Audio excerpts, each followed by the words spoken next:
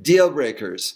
Name 2 or more deal breakers that would influence you to avoid or separate from a close partner relationship. We are listing some as examples, and come up with your own. Also express them, convert them into positive outcome language. That is, say what you want or desire instead of what you don't want or desire. Here are some examples of potentially challenging characteristics. Crooked teeth, Straight teeth. lying, Someone who is committed to telling the truth. cheating, Being faithful or loyal to his or her partner and their relationship. someone who snores, Quiet sleeper. undesirable weight and or body type. Be very specific on what you find desirable. For example, someone who's overweight by a certain amount of pounds or kilograms. Say what weight is acceptable or desirable for you. As far as height, say the inches or centimeters that you find desirable instead of what you don't want. Here are some examples of body type descriptions that you may like or dislike. Buff. Fit, Proportional. slim, Average. roly-poly, Beer belly. flat-tummied, Blubbery. round, Skinny. bony, Gaunt. scrawny. Tiny. Use your own descriptions to find what you don't like and see if you can express it in terms that are acceptable or even desirable to you. Some other qualities are accent. Someone's accent, whether it's in English or wherever country they're from, sometimes people find that acceptable, desirable, or not. Discuss that. Here are some other ones. Offensive odor, Pleasant smell. alcoholic, and be specific around frequency that is acceptable or not. Social drinker. What does social drinker mean to you? Once a week. What you're suggesting is that your version of an acceptable amount of drinking is that social drinking would be once a week. Yeah. If it was twice a week, would that be too much? If it was maybe every now and then, that's okay. But if it is every week, more than one time, that becomes quite an alcoholic. Okay, so that's what your version of alcoholic is. So everybody out there, you have your own version. That's why we're saying be very, very specific. Workaholic. How much is a workaholic working? 40 hours a week? 12 hours a day? 40 hours is the legal amount, I think. So Well, some people have their own businesses and work overtime. that happens. It's all right if it's something really urgent that can't wait maybe for next day. But if it's a habit that is additional 5 hours after working hours that would be spent at home working, that becomes a bit too much. For you. Again, that's from So that's why I'm saying be very, very specific, because these are very, very broad interpretive terms. So workaholic to one person is someone who's lazy to another person. Drugs. Use of drugs. So if you don't want to be with someone who uses drugs, be very, very clear about that. What if they smoke weed once every 6 months? that's all right. They smoke weed 3 times a week. That would become a deal breaker. Okay, so everybody out there, this is what you get to assess for yourself and be very, very clear to your partner what is acceptable and even desirable for you. So there's other scenarios that go along with any kind of addictions, gambling. Again, be specific around frequency and the amount bet or the amount lost. Be as specific as you can. Diet, huge. What is acceptable in a partner for your dietary needs? If somebody is a vegan, they meet someone who eats a little bit of meat, that might be acceptable. That's true. Somebody who eats meat morning, noon, and night might be difficult for the vegan. So once again, if you have diet and food is a priority in your life, be very specific on what is acceptable or what is not acceptable in a partner. About children, want them, like them, what is desirable, what is not desirable. Health preferences in general, be very specific.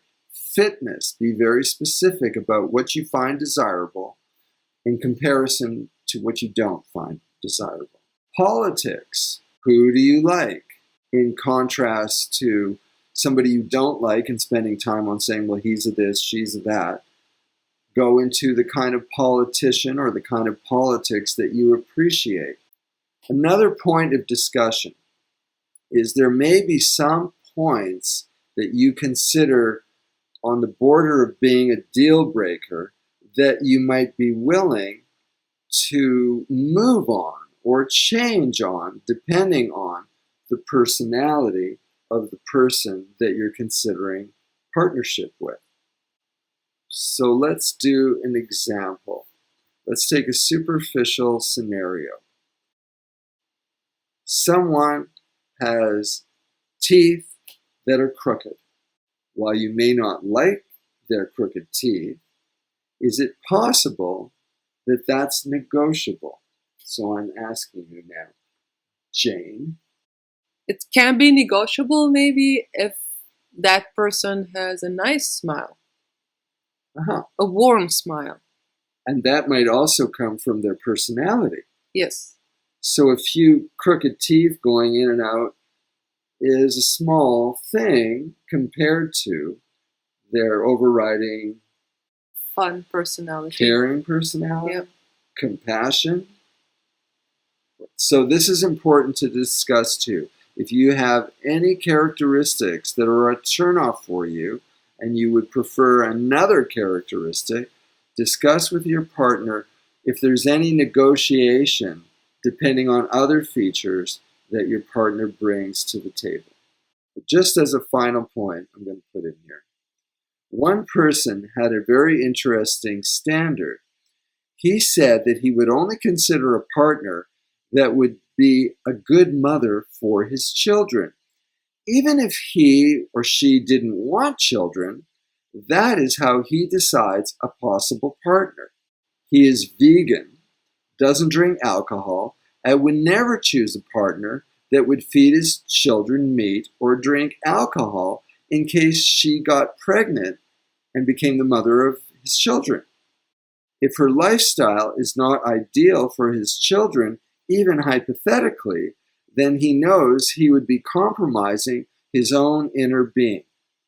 So to honor his inner being, he only makes love with someone that he considers would be a good mother, even if they are just getting to know each other. Let's go back to human characteristics. Undesirable weights and deal breakers on physical characteristics. We got into the conversation that it's not only a certain weight or height or body type, because that can be balanced and be overridden by someone's personality. So for example, this really buff guy asked you out and had expressed an interest in you.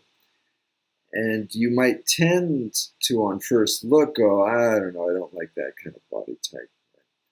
However, in further conversation, you notice that he was actually a very sensitive, caring, showed some very sensitive, caring qualities. You're telling me that that might outweigh the buffiness and you would consider getting to know him more. Yeah, exactly. Okay. Now, you also mentioned confident, that instead of somebody who had an inferiority complex, or was, as you mentioned before, a mama's boy, who needed his mother's approval before he did anything, and if he showed those kind of qualities, how would that affect you? I think nothing can override mommy's boy. Really? So mommy's boy No. would be a deal breaker. Yes. So That okay. that will be a hard stop. Okay, good. So that's what we want to find out. And if he had a really great look that you were attracted to, whatever that was, whatever that meant, his body type or face type, any of that, if he said to you, well, I can't go on this vacation, I need to check with my mother before we make plans. Or if you said to him, well, what about this suit that you're going to spend money on? And he said, well, let me call my mom and see what she thinks of it because I'm going to be wearing it around her, not just you. Would that start to be Yeah, turning you off? that will be a turn off. Okay, so the mommy's boy for you is a deal breaker. I think nothing can override mommy's boy. This is the kind of conversation we'd like you to have with your partner playing the game. To review, go over deal breakers, negotiables, and word your deal breakers and negotiables as best as you can in positive outcome language, saying what you want instead of what you don't want. Be specific.